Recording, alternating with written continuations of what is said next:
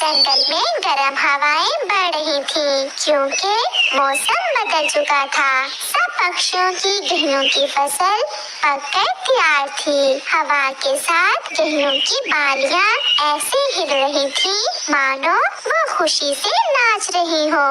चिड़िया भी अपने खेत में अपने परिवार के साथ बैठी हुई थी।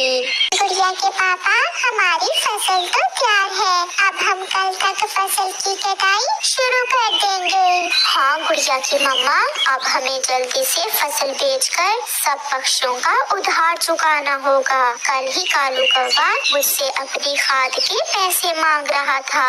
मम्मा पापा, अपनी फसल को खाद क्यों डालते हैं?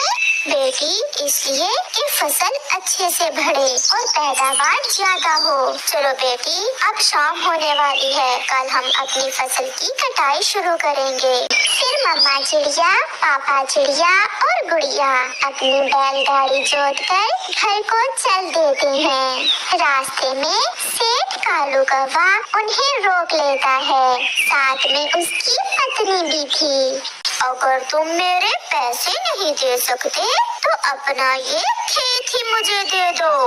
नहीं नहीं भैया जी, अगर हम खेत आपको दे देंगे तो हम कहाँ से खाएंगे? हमारी फसल पककर तैयार है, हम कल ही अपनी गेहूं की फसल की कटाई शुरू कर रहे हैं और फिर फसल बेचकर हम आपको आपकी खाद के पैसे लुटा देंगे।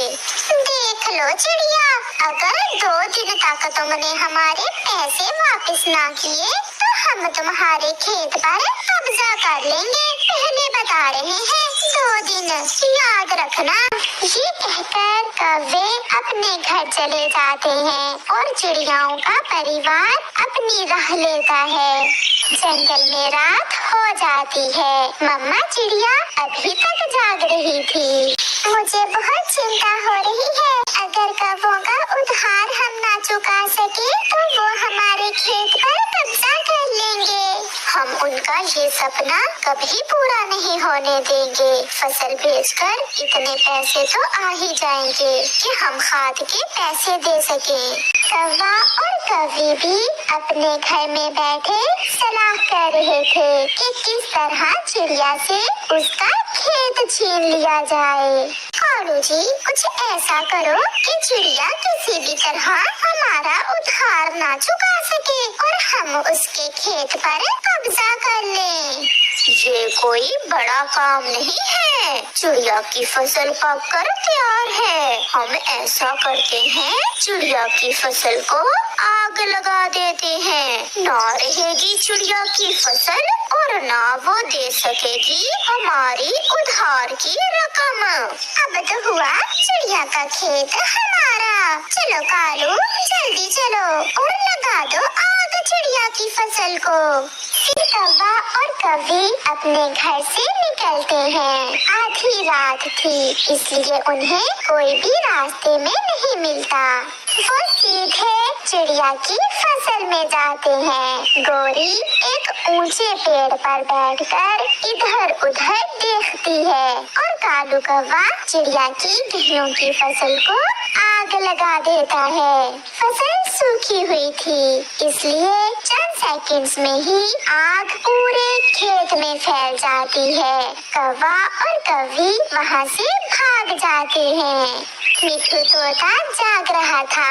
अपनी खिड़की में से आग की रोशनी देखकर तोता डर जाता है। फिर आग की रोशनी तो चिड़िया के खेत की तरफ से आ रही है। ऐसा कहते हुए तोता जल्दी से अपने घर से निकलता है। नहीं, ऐसा नहीं हो सकता, चिड़िया की पूरे साल की मेहनत चली गई। मिट्ठू भागकर चिड़िया के घर जाता है, जो खेत से थोड़ी दूर था। चिड़िया उठो उठो, चिड़िया जल्दी करो, आग आग, किसी ने तुम्हारे खेत को आग लगा दी है। आग का सुनकर चिड़िया और उसका पति जल्दी से घर से बाहर आते हैं। गुड़िया घर के अंदर ही सोई हुई थी। जल्दी चलो चिड़िया, आपके गेहूं के खेत को आग ने अपनी लपेट में ले लिया है, हमारी साल की मेहनत चली जाएगी। गुड़िया चिड़िया और उसके पति को साथ लेकर फसल की तरफ जाता है। अंधेरी रात में कहीं कहीं से आग की रोशनी अभी तक आ रही थी। बाकी का पूरा खेत जलकर राख में बदल चुका था।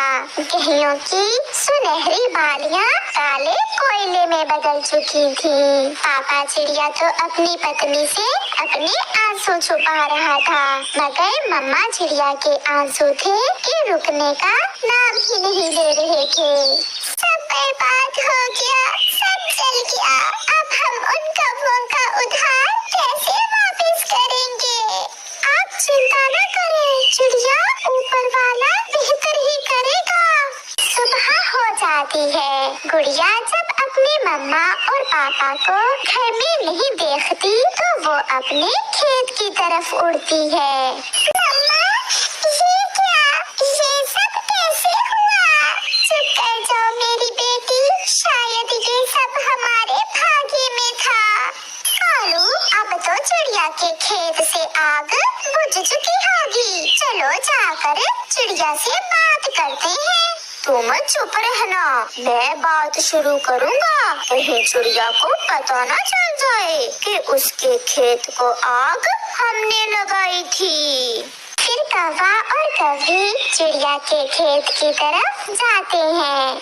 जले हुए खेत में मम्मा चिड़िया, पापा चिड़िया और उनकी बेटी गुड़िया एक पेड़ की छांव में बैठे हुए थे। कौवा और कौवी भी वहाँ पहुँच जाते हैं। ये सब कैसे हुआ? तुम्हारी तो सारी फसल ही जल गई चिड़िया। चिड़िया, अब तुम हमारी खाद के पैसे कहाँ से दोगी? चिड़िया और उसका पति चुप थे। वो तो पहले ही बहुत दुखी थे। वो कौवों को क्या जवाब दे सकते थे? देखो चिड़िया, अब तो एक ही उपाय है कि तुम अपना खेत हमें दे दो। पैसे तो तुम्हारे पास है नहीं। अगर पैसे ना दिए तो फिर ब्याज और भी बढ़ जाएगा। मुझे सब पता है कौवो। अगर पता है तो फिर तुम यहाँ से जा सकते हो। आज से ये खेत हमारा हुआ। मिठू तोता भी भागता हुआ कबूतर के पास जाता है। साहिब जी, अगर आप चिड़िया की उधार की रकम अदा कर दे तो मैं वादा करता हूँ कि चिड़िया अगली फसल बेचकर आपके पैसे लौटा देगी। मैं पैसे तो दे देता हूँ, मगर याद रखना चिड़िया अपनी फसल मुझे ही बेचेगी और मैं उससे फसल अच्छे दामों खरीद लूँगा। आप चिंता न करें, अब के बाद चिड़िया अपनी हर फसल आपको ही बेचा करेगी। फिर कबूतर पैसों की थैली लेकर मिट्ठू के साथ जाता है और जाकर कबूतर चिड़िया को पैसे दे देता है। चिड़िया, ये आपकी अगली फसल का एडवांस रहा और बाकी की बात आपको मिट्ठू बता देगा। चिड़िया ये सब देखकर बहुत हैरान थी। कौवा, तुम अपने पैसे लो और यहाँ से भाग जाओ और फिर कभी दोबारा इस तरफ ना आना। कालू जी, ये क्या हुआ? हमारा सारा प्लान फेल हो गया।